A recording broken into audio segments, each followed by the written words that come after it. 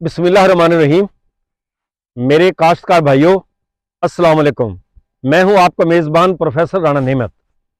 आज मेरे काश्तकार भाइयों, मैं आपको फरवरी की एक अहम फसल के बारे के अंदर मालूमात दूंगा और मैं आपको बताऊंगा कि ये फसल जो है वो आप फरवरी के अंदर लगा के और इससे पैदावार 15 से 20 दिन पहले जो है वो ले सकते हैं। मैं आज आपको बताने वाला हूं भिंडी के बारे के अंदर कि भिंडी जो है वो सारा साल चलने वाली एक फसल है। और मेरे काश्तकार भाइयों, इस वीडियो में आपने ये एंड तक देखनी है। मैं आपको बताऊंगा कि इसकी आपने जमीन की तैयारी कैसे करनी है, कौन सी जमीन इसके लिए मौजू है, कौन सी आपने खाद डालनी है, इसमें बीमारियां कौन कौन सी आती हैं, इसमें बीज कितना लगता है, कौन सा लगाना चाहिए और कब लगानी चाहिए। और इसमें जो मैं अहम बात आपको बताने वाला हूं वो ये है कि मैं आपको एक ऐसा तरीका बताऊंगा और सस्ता तरीका कि आपकी भिंडी इंशाअल्लाह अजीज जो आप फरवरी में काश्त करेंगे वही भिंडी इंशाअल्लाह आपकी सिंध के साथ आ जाएगी। और उस वक्त अमूमन जो रेट होता है भिंडी का वो बहुत अच्छा होता है, क्योंकि अभी हमारी पंजाब की भिंडी जो ओपन भिंडी है वो अभी शुरू नहीं होती और सिंध वाली भिंडी आ रही होती है। और सिंध वाली भिंडी की क्वालिटी इतनी अच्छी नहीं होती, हमारी भिंडी की क्वालिटी बहुत अच्छी होती है। अमूमन उस वक्त 5 किलो का जो शापर है वो 1000 से लेके 1500 रुपए तक का बिक रहा होता है। तो मेरे काश्तकार भाइयों, मैं आपको पहले जमीन के बारे में बताता हूं कि भिंडी के लिए जो अच्छी जमीन आप चॉइस करें वो ऐसी होनी चाहिए कि जिसमें पानी खड़ा ना हो, यानी वो बहुत ज्यादा चिकनी नहीं होनी चाहिए बल्कि वो मैरा जमीन होनी चाहिए। सबसे पहले आपने उसके अंदर हल चला लेना है, हल चला के सुहागा लगा लेना है, उसको लेजर करा लेना है। मेरे जो काश्तकार भाई हैं उनको जमीन की तैयारी का मुकम्मल इल्म है कि वो किस तरह तैयार करनी है। जब आपकी जमीन तैयार हो जाए तो इसमें भिंडी में सबसे जो अहम बात है वो ये है कि आपने जमीन को ये देखें इस तरह खुश्क कर लेना है। हल चला चला के आपकी जमीन बिजाई से पहले वो मुकम्मल खुश्क होनी चाहिए। अगर जमीन के अंदर पहले ही नमी होगी तो भिंडी लगने के बाद जमीन जो है वो फौरी तौर पे जो है वो नमी ज्यादा देगी और ज्यादा देर तक नमी रहेगी, तो आपकी भिंडी जो है वो जड़ की बीमारियों का शिकार हो जाएगी और उसमें फंगस आ जाएगी। अब आपने जमीन की तैयारी के बगैर जब आखिरी आपने सुहागा देना है, अगर आपकी जमीन जो है वो थोड़ी सी भारी मैरा है और आपका पानी नीचे का अच्छा नहीं है तो आपने नाइट्रोफास जो है वो आखिरी हल के अंदर डाल के और उसकी जो है वो खेलियां निकाल देनी है। अगर आपकी जमीन बहुत अच्छी है और उसका पानी भी अच्छा है तो आपने फिर उसके अंदर 1 DAP डाल के और आपने खेलियां निकाल देनी है। अब जहां तक खेलियों का ताल्लुक है तो वो खेलियां जो है आपने वो 2-3 तरीके से जो है भिंडी काश्त की जाती है। अब जहां तक इसका वक्त काश्त का ताल्लुक है तो वक्त काश्त इसका फरवरी के अंदर जब मौसम सही हो जाए तो आपने इसकी काश्त जो है वो शुरू कर देनी है, अगर आपने सिर्फ ओपन लगानी है। लेकिन मैं जो आपको तरीका बताता हूं वो आप जो है अगर आपकी जमीन पहले खाली पड़ी हुई है तो आप इससे पहले भी लगा सकते हैं। अब आपकी जो खेलियां हैं वो आपने 2 से 2.5 फुट का पटड़ा होगा और आपकी जो है वो तकरीबन 1.5 फुट की जो है वो खेल होगी और उस खेल के अंदर आपने पानी लगा के और वो आपने भिंडी जो है वो 6-6 इंच के या 9-9 इंच के फासले पे 2-2 दाने जो है वो लगा देने हैं। एक तरीका तो ये है। ये अमूमन जो है हमारी हाइब्रिड भिंडी जो है वो इस तरीके के साथ जो हमारे काश्तकार जो है उसको काश्त करते हैं।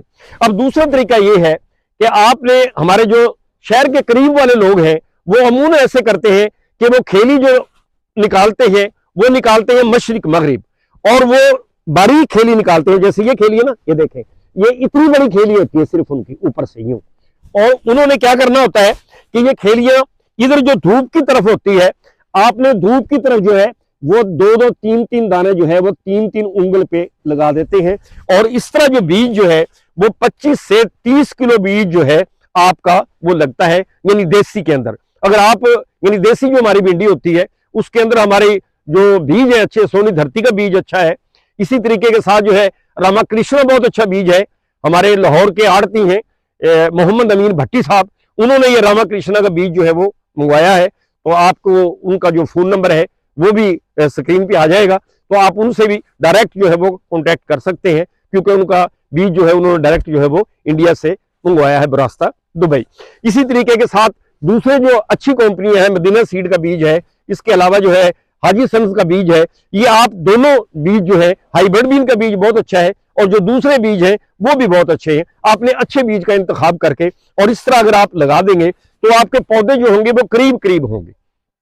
अगर करीब करीब पौधे होंगे, खेड़ियां आपकी ज्यादा होगी, तो इस तरह आपका अगेता जो है वो अगेती भिंडी जो है जब रेट होगा तो उस वक्त आपकी भिंडी ज्यादा जो है वो उतर रही होगी।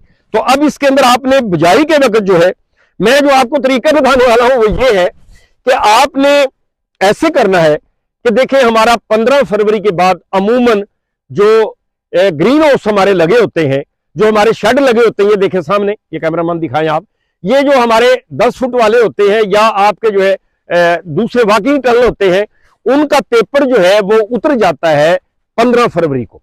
अब 15 फरवरी को आपका जब पेपर जो है वो इनका उतर जाएगा तो इनका जो पेपर होगा वो पुराना उन्होंने बेचना होता है। वो पुराना पेपर अमूमन आप ये कह सकते हैं कि 2000 रुपए मन के हिसाब से वो बिकता है। अब 2000 रुपए मन के हिसाब से अगर आप उनसे वो पेपर ले लें प्लास्टिक वाला, तो वो पेपर जो है आपको 100 किलो जो है वो तकरीबन पेपर जो है इस पे लगता है, ये 125 जो है किलो लगता है। तो अब वो पेपर जब आप ले लेंगे तो वो आपको ज्यादा से ज्यादा 5 से 7 हजार रुपए का मिल जाएगा।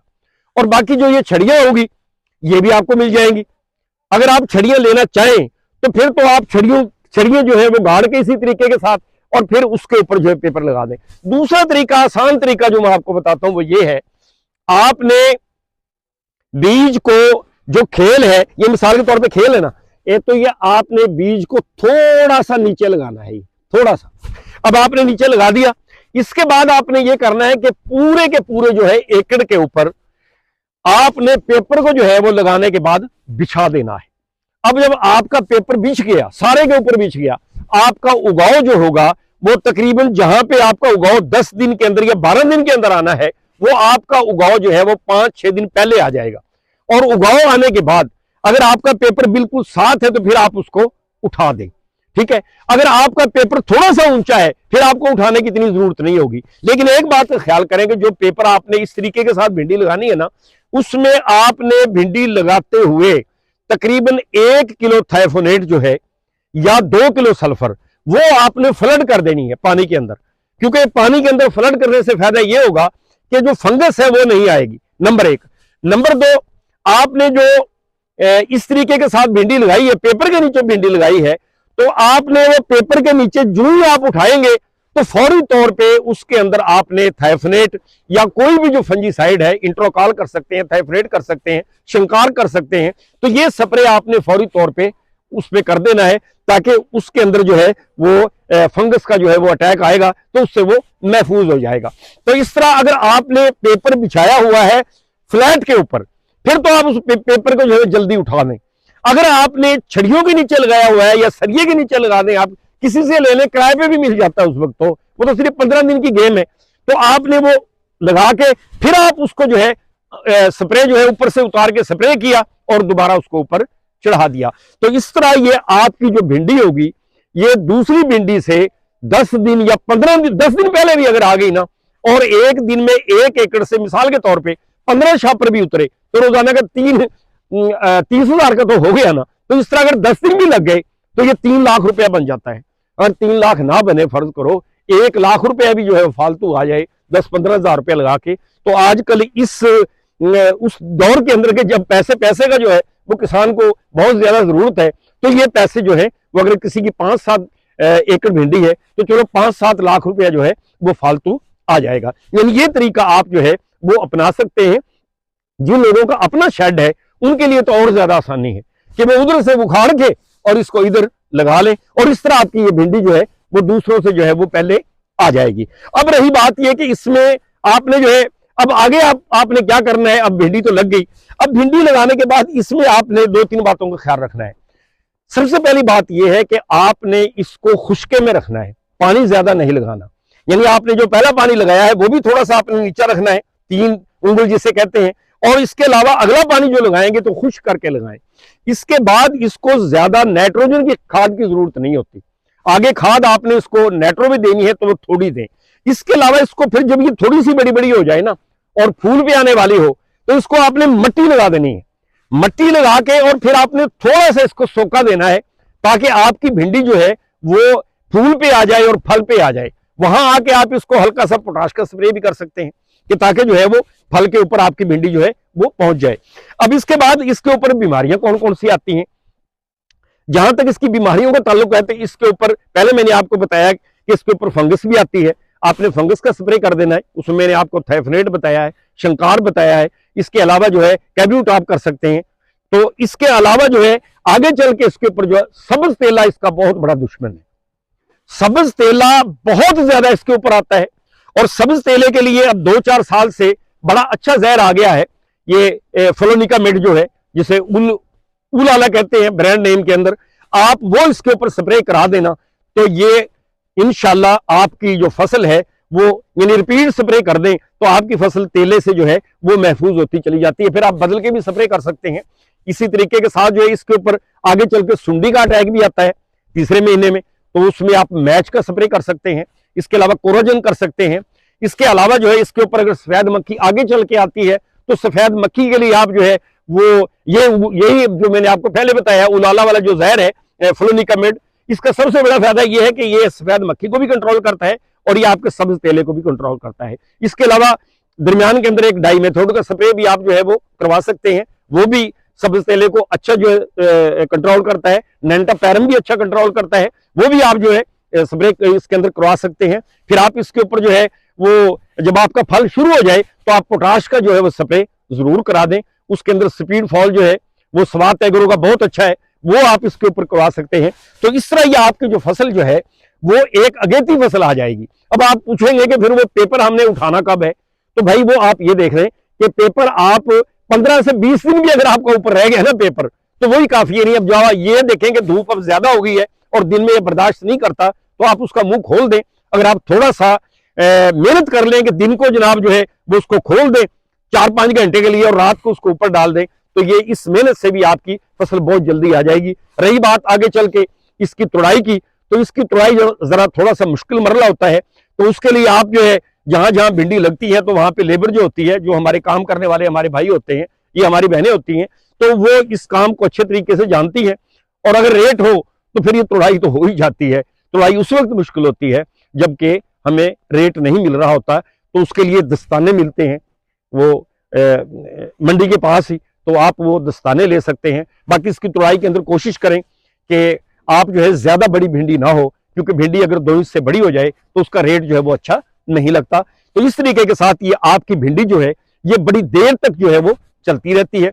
और जो देसी भिंडी है वो अगर आगे चल के रेट ना मिले तो आप उसका बीज भी बना सकते हैं। तो इस तरीके के दौर जो दूसरी हाइब्रिड भिंडी है ये तो बहुत देर तक चलती है ना, ये चलती रहती है जब तक इसको खुद जो है वो खत्म न किया जाए। तो इस तरह ये भिंडी आपको इंशाअल्लाहुल अजीज एक अच्छा जो है वो मुनाफा दे सकती है। अब मैं 20 लाख के लिए ये तो नहीं कहता कि आप वो भिंडी लगाएं और 10 लाख रुपया यकीनी कमाएं, वो तो अल्लाह ताला की जात है, वो 5 लाख भी दे सकती है, 10 लाख भी दे सकती है। लेकिन अमूमन मैंने देखा है कि भिंडी जो है वो कम ही जो है वो इसमें घाटा पड़ने का इम्कान होता है। बाकी जो है अल्लाह तबारक ताला के इख्तियार है। मेरी अल्लाह ताला से दुआ है कि अल्लाह तबारक ताला मेरा किसान भाई जितनी मेहनत कर रहा है अल्लाह ताला इसे हलाल रिज़्क में आपके बरकत दे। तो मेरे किसान भाइयों, अगर आपको मेरी ये वीडियो पसंद आई हो और मेरी बातें आपको अच्छी लगी हो तो आप जो है वो चैनल को सब्सक्राइब कर दें, जो मेरे नए आने वाले साथी हैं, और जो मेरे पुराने साथी हैं वो इसको लाइक भी कर दें और शेयर भी कर दें, ताकि हर आने वाली वीडियो जो है वो आपको मिलती रहे। मेरे तमाम किसान भाइयों का शुक्रिया।